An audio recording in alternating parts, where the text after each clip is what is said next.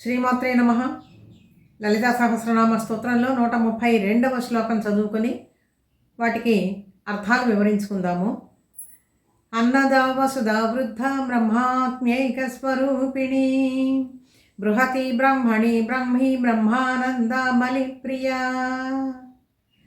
ఈ శ్లోకంలో ఏమి అర్థాలు వివరించబడుతున్నాయి శ్రీమాతకు సంబంధించి అంటే తెలుసుకుందాము. ఇందులో 670వ నామం అన్నదా అంటే 132వ శ్లోకంలో మొట్టమొదటి నామం అన్నదా అనేటువంటి నామం. ఇక్కడ నుంచి ఇది సావిత్రి విద్య అని చెప్పి పేరండి. ఈ సావిత్రి విద్య ఎంతవరకు ఉన్నది చెప్పబడింది అంటే 670వ నామం నుంచి 701వ నామం దాకా ఈ సావిత్రి విద్య అనేటువంటిది వివరించబడింది. సర్వార్థదాత్రి సావిత్రి సచ్చిదానంద రూపిణి. సచ్చిదానంద రూపిణి అనేటువంటిది 701వ నామము. అంతవరకు ఇదంతా కూడా సావిత్రి విద్యకి సంబంధించినటువంటి నామాలుగా ముందు మనం గ్రహించాలి. సావిత్రి అంటే ఎవరు అంటే మనకి చాలా లోకంలో ప్రాచుర్యంలో ఉండేటువంటి కథ సావిత్రి సత్యవంతుల కథ. ఆమె అల్పాయుష్కుడైనటువంటి ఆ సత్యవంతుని వివాహం చేసుకుని తన పాతివ్రత్య మహిమ చేత యమధర్మరాజు అడిగినటువంటి ప్రశ్నలన్నింటికీ కూడా సమాధానం చెప్పి తన భర్తను మళ్ళీ జీవింప చేసుకుంటుంది మహాపతివ్రత శిరోమణి సావిత్రి. ఆ సావిత్రి ఏ ప్రభావం చేత ఏ దేవతను ఎవరిని ఆరాధించి తిరిగి తన భర్త ప్రాణాలు దక్కించుకున్నది అంటే ఈ సావిత్రి విద్యనే ఉపాసించింది ఆ తల్లి. శ్రీమాత సృష్టి ఆరంభంలో 5 రూపాలతో ఆవిర్భవించిందండి. సృష్టి నిమిత్తము కూడా ఏమేంటి ఆ రూపాలు అంటే దుర్గా, లక్ష్మి, పార్వతి, సావిత్రి, రాధ. ఈ 5 రూపాలు ప్రధానం. అంటే దుర్గా అంటే పరాక్రమ శక్తి, లక్ష్మి అంటే ఐశ్వర్య శక్తి, పార్వతి అంటే మంగళకరమైనటువంటి శక్తి పార్వతి, సావిత్రి అంటే బ్రహ్మజ్ఞాన స్వరూపిణిగా సావిత్రిని మనం భావించాలి, రాధ అంటే ఆహ్లాదమైనటువంటి శక్తి. ఈ 5 శక్తులతో శ్రీమాత ఆవిర్భవించింది. సత్యవంతుడి భార్య అయినటువంటి సావిత్రీదేవి ఆ సావిత్రి మాతని సావిత్రి స్వరూపంగా ఉండే శ్రీమాతను ఏ విధంగా ఆరాధించిందో చూద్దాము. ఒక శ్లోకం ఉదాహరణకి తెలుసుకుందాము. తప్త కాంచన వర్ణాభాం జ్వలంతీం బ్రహ్మతేజస గ్రీష్మ మధ్యాహ్న మార్తాండ సహస్ర సమిత ప్రభాం అని ఈ విధంగా స్తోత్రం అంతా కూడా వస్తుందన్నమాట. అంటే సూర్యుడిలో ఉండేటువంటి శక్తి సావిత్రి. ఈ సావిత్రి శక్తే గాయత్రి మాతగా ఉపాసించబడుతూ ఉన్నది. తత్సవితుర్వరేణ్యం అని చెప్పి చదువుతూ ఉంటారు గాయత్రి మంత్రాన్ని. ఆ సవితృ శక్తి ఏదైతే ఉన్నదో అది సూర్యమండలాంతర్వర్తి అయినటువంటి ఆ పరమాత్మ యొక్క శక్తి అన్నమాట. ఆ గాయత్రి మాత వేదమాత. ఇదే సవితృ శక్తిని అంటే ఆ సావిత్రి విద్యనే రామాయణంలో అగస్త్య మహర్షి రామచంద్రుడికి ఆదిత్య హృదయ రూపంలో ఉపదేశించాడండి. ఇది ఒక అద్భుతమైనటువంటి రహస్య విశేషం. ఇటువంటి సావిత్రి శక్తిగా సావిత్రి స్వరూపంగా ఉపాసింపబడుతూ ఉండేటువంటి శ్రీమాత అన్నదా. దా అంటే ఇచ్చునది, అన్నాన్ని ఇచ్చేటువంటి తల్లి. అన్నం దేనికి? మన శరీరం నిలబట్టడానికే కదా మనం తింటూ ఉండేది. అయితే లోకంలో 84 లక్షల జీవరాశులు ఉన్నాయి. అన్నింటికన్నా కూడా చాలా మానవ జన్మ ఉత్తమమైనటువంటిది అని చెప్పుకుంటాం. అయితే ఇన్ని లక్షల జీవరాశులు ఉన్నప్పటికీ కూడా అన్నీ ఒకే ఆహారాన్ని భుజించవు కదా. మనుషులేమో సాధారణంగా ఆహారాన్ని అన్నాన్ని తింటూ ఉంటారు. పశుపక్ష్యాదులు వాటికి వేరే ఆహారం ఉంటుంది, క్రిమికీటకాదులు వాటికి వేరే ఆహారం ఉంటుంది, జలాల్లో ఉండేటువంటి జంతువులు అనేకం ఉంటాయి, వాటికి వేరే విధమైనటువంటి ఆహారం ఉంటుంది. చివరికి గడ్డి పరకలు, చెట్లు ఇట్లాంటివి కూడా వాటికి ఆహారం ఉంటుంది. తుమ్మెదలు వాటికి వేరే మధువు, తీయని మధువునే విస్వీకరిస్తూ ఉంటాయి. ఈ విధంగా అనేక ప్రాణులన్నీ కూడా అనేక విధాలుగా ఆహారాన్ని స్వీకరించి తమ దేహాలని కాపాడుకుంటూ వస్తున్నాయి. ఇన్ని ప్రాణులకి కూడా వాటి శరీర నిర్మాణాన్ని బట్టి ఏ ఆహారం అవసరమవుతుందో ఆ ఆహారాన్ని సమృద్ధంగా ఇచ్చేటువంటి శ్రీమాత అని చెప్పి ఇక్కడ అన్నదా అనేటువంటి దానికి మనం అర్థం చేసుకోవాలి. అన్నం అనగానే మనం రోజు బియ్యంతో వండుకునేటువంటి అన్నం అనే కాదు ఇక్కడ అర్థం. ఇన్ని రకాలైనటువంటి విత్పత్తులు కూడా మనం అన్నదా అనేటువంటి దానికి చెప్పుకోవచ్చు. ఇదే నరసింహ శతకంలో కూడా గొప్పగా చెప్తాడండి శేషప్ప కవి గారు.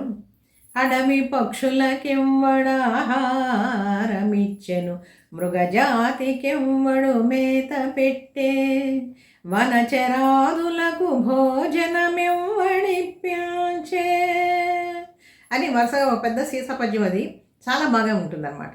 అడవిలో ఎన్నో పక్షులు మృగాలు తిరుగుతూ ఉన్నాయి. వాటన్నిటికీ మనం పోయి ఏమన్నా ఆహారం పెడుతున్నామా? ఎన్నో వృక్షజాతులు ఉన్నాయి, అన్నిటికీ తీసుకుపోయి మనం నీళ్లు పోస్తూ ఉన్నామా?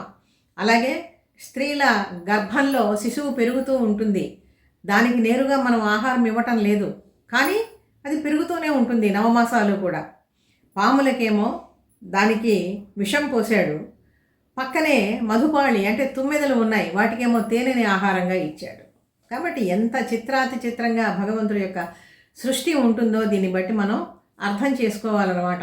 అందుకని మనం తినేటువంటి, మనుషులుగా పుట్టాం కాబట్టి మనం తీసుకునేటువంటి ఆహారం కూడా దోషరహితంగా ఉండాలి, సాత్వికమైనటువంటి ఆహారం తీసుకోవాలన్నమాట. భగవద్గీతలో పరమాత్మ చక్కగా చెప్తాడు. శ్రద్ధాత్రయ విభాగ యోగంలో సాత్విక ఆహారం అంటే ఏంటి, రాజసిక ఆహారం అంటే ఏంటి, తామసిక ఆహారం అంటే ఏంటి అని అక్కడ 3 శ్లోకాల్లో వర్ణిస్తారు. రాజసిక ఆహారం కనుక తీసుకున్నట్లయితే మనశ్చాంచల్యం అనేటువంటిది పెరుగుతుందండి. అంటే రజోగుణం వృద్ధి పొందుతుంది. అది కావాలి, ఇది కావాలి, ఎంత ఉన్నా కూడా నాకే కావాలనేటువంటి ఒక ఆశ అనేటువంటిది విపరీతంగా పెరిగిపోతూ ఉంటుందన్నమాట. తామస ప్రధానంగా ఉండేటువంటి ఆహారం కనుక తీసుకున్నట్లయితే వాడికి అసలు బుద్ధి పనిచేయదు, ఎప్పుడూ నిద్రపోతూ ఉంటాడు, బుర్రలో ఏమాత్రమూ తెలివితేటలు అనేటువంటివి ఉండవు. కాబట్టి ఎటువంటి ఆహారాన్ని స్వీకరించాలంటే చాలా సాత్వికమైనటువంటి ఆహారాన్ని మనం తీసుకోవాలి అని చెప్పి పరమాత్మ అక్కడ చెప్తాడు. అన్నాద్భవంతి భూతాని పర్జన్యాదన్న సంభవ, యజ్ఞాద్భవతి పర్జన్య యజ్ఞ కర్మ సముద్భవం. దేనివల్ల పుడుతున్నాయ్యా ఈ ప్రాణులన్నీ కూడా? అన్నం వల్ల పుడుతూ ఉన్నాయి అని చెప్పి అక్కడ చాలా స్పష్టంగా ఇంకొక చోట కూడా చెప్పుకుంటూ వస్తాడు కృష్ణ పరమాత్మ. అయితే ఈ అన్నంలో ఉండేటువంటి దోషాలు కూడా ఉంటాయి. అన్నీ ఇప్పుడు పాలు మంచివే, పాలు మనం తీసుకోవచ్చు. అయితే అదే పాలు రాగి పాత్రలో పోస్తే అది విషం అవుతుంది. దీన్ని ఆశ్రయ దోషము అంటాం. ఏ ఆహారాన్ని ఏ పాత్రలో తీసుకోవాలనేటువంటిది కూడా నిర్ణయించి చెప్పారండి శాస్త్రజ్ఞులు. ఎంత లోతైనటువంటి విషయ గ్రహణం ఉంటుందో చూడండి ఇక్కడ. అదేవిధంగా నిమిత్త దోషం అని ఉంటుంది. నిమిత్త దోషం అంటే మంచి నేలలో పండించాలి. ఇప్పుడు మనం విచ్చలవిడిగా ఈ పెస్టిసైడ్స్ అన్నీ వాడి దానిలో ఉండేటువంటి జీవశక్తిని మొత్తాన్ని కూడా నాశనం చేసి లేనిపోయినటువంటి రోగాలు మనం తెచ్చుకుంటూ ఉన్నాము ఆహారం ద్వారానే. నిమిత్త దోషం అంటే ఏంటి? శ్మశాన భూముల్లో పండించినటువంటివి అన్నీ ఆక్రమించేసుకుంటున్నారు కదా. అలాగే మలమూత్ర విసర్జన చేసేటువంటి ప్రాంతాల్లో పండినటువంటివి, మురికాలువల పక్కన పండినటువంటి చెట్ల నుంచి వచ్చేటువంటివి, ఇవన్నీ కూడా వేటిని మనం స్వీకరించడానికి వీల్లేదు, ఆహారంగా స్వీకరించడానికి వీల్లేదన్నమాట. కాబట్టి ఎటువంటి ఆహారాన్ని స్వీకరించాలనేటువంటిది కూడా చాలా గొప్ప నియమాలు ఇవన్నీ కూడా మన వాళ్ళు పెట్టారు. భగవతి ఎవరెవరి ప్రాప్తాన్ని బట్టి వాళ్ళకి ఆ విధమైనటువంటి ఆహారాన్ని సమకూరుస్తూ ఉంటుంది. పుణ్యకర్మలు చేసినటువంటి వాడికి మంచి ఆహారం ఇస్తుంది, ఆహారం తిన్న జీర్ణం చేసుకునేటువంటి శక్తి కూడా వాడికి ఉంటుందన్నమాట. దోషకర్మలు చేసినటువంటి వాడికి దోషభూయిష్టమైనటువంటి ఆహారమే దొరుకుతుంది. దీన్ని బట్టి మనం అర్థం చేసుకోవాలి. అటువంటి శ్రీమాత అన్నద వసుధ. వసుధ, వసు అంటే ధనము, ఐశ్వర్యము, సంపత్తి, ఇటువంటివన్నీ కూడా చెప్పుకోవచ్చు. ఇక్కడ వసుధ అని పొరపాటున అంటూ ఉంటారు చాలామంది చదివేటప్పుడు. వసుధ కాదండి, ఇది వసుధ. ఈ ధనాన్ని, ఐశ్వర్యాన్ని, సంపదని కూడా అర్హతని బట్టి, యోగ్యతని బట్టి ఇచ్చేటువంటి తల్లి. అన్నద వసుధ వృద్ధ. వృద్ధ అంటే చాలా వృద్ధురాలైనటువంటిది అని ఒక అర్థం. శ్రీమాత నిశ్చయవనిగా ఉంటుంది, అసలు ఆమెకి శరీర వికారాలంటూ లేవు, శరీరంలో మార్పులు లేవు అని చెప్పుకుంటూ మళ్ళీ అందరికంటే పెద్ద వృద్ధురాలు అని చెప్పడం ఏమిటి అంటే ఇక్కడ సమన్వయం ఎలా చేసుకోవాలి? సృష్ట్యాదిలో అన్ని ప్రాణుల కంటే కూడా ముందుగా ఉండేటువంటి తల్లి కాబట్టి ఆమె అందరికంటే కూడా జ్యేష్ఠురాలు, వరిష్ఠురాలు అన్నమాట. అందుకని ఆమెను వృద్ధ అనేటువంటి నామంతో ఇక్కడ మనం పిలుస్తూ ఉన్నాము. ఇంతేకాదు ప్రపంచ రూపంలో కూడా వృద్ధి చెందింది శ్రీమాత. ప్రపంచంగా మారింది కదా. ప్రకృతిం వికృతిం విద్యాం సర్వభూత హితప్రదాం. లక్ష్మీ అష్టోత్తరంలో మనం చదువుకుంటూ ఉంటాం. ఆమె ప్రకృతి స్వరూపిణిగా వచ్చి, మూల ప్రకృతిగా వచ్చి, అవ్యక్తంగా ఉండేటువంటి తల్లి మూల ప్రకృతిగా వచ్చి, మూల ప్రకృతి నుంచి అనేక మార్పులు చెంది ఇంత పెద్ద విశాలమైనటువంటి విశ్వాన్ని సృష్టి చేసి విస్తరించింది. కాబట్టి వృద్ధి పొందింది కాబట్టి భగవతి ఇక్కడ వృద్ధ అనేటువంటి నామంతో మనం తెలుసుకోవాలి.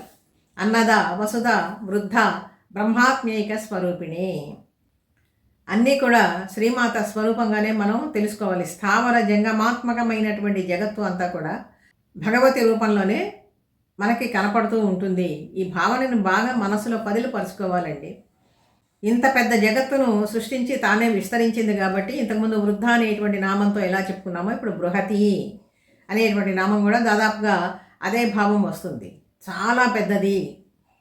బృహత్, బృహద్రూపము, బృహద్రూపి అంటే అన్నిటికంటే గొప్పది ఏదైతే ఉందో ఆ గొప్పదానికన్నా కూడా గొప్పది. అంత బృహద్రూపాన్ని ధరించగలిగినటువంటి శక్తి కలిగినటువంటిది శ్రీమాత భగవతి అని చెప్పి అర్థం చేసుకుంటే చాలు. ఇక్కడ బృహతి బ్రాహ్మణి. బ్రాహ్మణి అంటే బ్రహ్మస్వరూపురాలని ఒక అర్థము. ఒక సద్బ్రాహ్మణుని యొక్క భార్యకు కూడా బ్రాహ్మణి అని చెప్పి పేరు. బ్రహ్మానంద ఆ తర్వాత నామం. తల్లి బ్రహ్మానంద స్వరూపురాలు. ప్రపంచంలో ఎన్నో భోగభాగ్యాలు, ఐశ్వర్యము, కీర్తి, సంపదలు, తినటానికి అనేక పదార్థాలు ఇవన్నీ ఉన్నవాడు చాలా గొప్ప ఆనందాన్ని పొందుతూ ఉంటాడు అని చెప్పి మనం అనుకుంటూ ఉంటాం. గొప్ప జ్ఞానం కలిగినటువంటి వాడు. ఇదంతా కూడా ఎంత స్థాయిలో మనం ఆనందాన్ని అనుభవిస్తున్నామో అనేటువంటి ఒక భ్రాంతిలో ఉన్నా కూడా ఇదంతా కూడా మానుషానందమే. బ్రహ్మానందానికి మానుషానందానికి కొన్ని వేల రెట్లు అధికంగా ఉంటుందన్నమాట. ఈ ఆనందాలు అనేక రకాలుగా ఉంటాయి. చూడండి, ఇక్కడ ఉదాహరణకి చెప్తాను. మనుష్యానందం, గంధర్వానందం, దేవానందం, ఇంద్రానందం, కావ్యానందం, బృహస్పతి ఆనందం, వీటిని ఇంకా కూడా విస్తరించుకుంటూ వచ్చారు. చివరిది బ్రహ్మానందం. కాబట్టి అక్కడ ఉండేటువంటి అంత ఆనంద స్థితిలో ఉండేటువంటి శ్రీమాత మనం ఎక్కడ ఆ తల్లి ఆనంద స్వరూపిణి కాబట్టి ఆమె స్థితి ఏమిటో మనం అర్థం చేసుకోవాలి. కాబట్టి బృహతి, బ్రాహ్మణి, బ్రహ్మి, బ్రహ్మానంద, బలిప్రియ. నవరాత్రులలో దేవిని ఆరాధించేటప్పుడు ఎటువంటి బలులు ఇవ్వవచ్చు అంటే దేవి భాగవతంలో మనం చూద్దాము. కూష్మాండం ఇక్షుదండంచ శ్రీఫలం నారికేళకం ఏతే బలి సమప్రోక్తాః తృప్తా భాగ సమాసద. ఇది మనం చేసేటువంటి బలులు ఏమైనా ఉన్నాయి అని చెప్పినదంటే బ్రాహ్మణుడు నివేదనగా సమర్పించడమే ఇక్కడ బలి అంటే. బ్రాహ్మణుడు కుష్మాండం అంటే గుమ్మడికాయ, మిగిలినటువంటి వాళ్ళు చెరుకు గడ, శ్రీఫలము అంటే మారేడు ఫలం, బిల్వ ఫలం అన్నమాట. ఆ తర్వాత కొబ్బరికాయ, ఇటువంటివన్నీ కూడా సాత్వికమైనటువంటి పదార్థాలు కలిగినటువంటివన్నీ కూడా శ్రీమాతకి నివేదనగా సమర్పించాలి. 132వ శ్లోకానికి ఉండేటువంటి అర్థాలు తెలుసుకున్నాము. ఒకసారి మళ్ళీ ఈ శ్లోకాన్ని మనం పఠనం చేసుకుందాము. అన్నదా వసుధా వృద్ధ బ్రహ్మాత్మ్యైక స్వరూపిణి బృహతి బ్రహ్మణి బ్రహ్మి బ్రహ్మానంద బలిప్రియా. తర్వాతి శ్లోకాన్ని మళ్ళీ తెలుసుకుందాం శ్రీమాత అనుగ్రహంతో. వీడియో నచ్చితే లైక్ చేయండి, షేర్ చేయండి, సబ్స్క్రైబ్ చేయండి. మీ అభిప్రాయాన్ని కామెంట్ రూపంలో తెలియజేయండి.